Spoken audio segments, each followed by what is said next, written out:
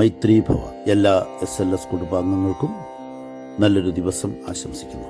ഒരാൾ അവബോധത്തിലൂടെയാണ് കടന്നു പോകുന്നത് എന്ന് അയാളുടെ പ്രവൃത്തികളിലൂടെയും അയാൾ അനുഭവിക്കുന്ന തലങ്ങളിലൂടെയും മനസ്സിലാക്കാൻ കഴിയും. മനസ്സ് അതിൻ്റെ എല്ലാ ദുഃഖങ്ങളിൽ നിന്നും കരകയറുന്നു.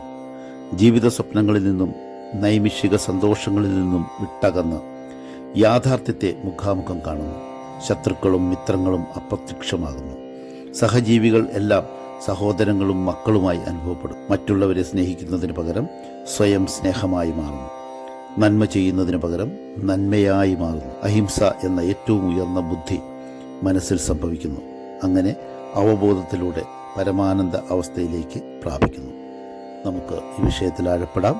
എല്ലാ SLS കുടുംബാംഗങ്ങൾക്കും സ്നേഹത്തിൻ്റെ, സന്തോഷത്തിൻ്റെ, സമാധാനത്തിൻ്റെ, ഉന്മേഷത്തിൻ്റെ, ഉത്സാഹത്തിൻ്റെ, നല്ല ബന്ധങ്ങളുടെ, നല്ല ശീലങ്ങളുടെ മൈത്രി നേരുന്നു. മൈത്രി ഭവ.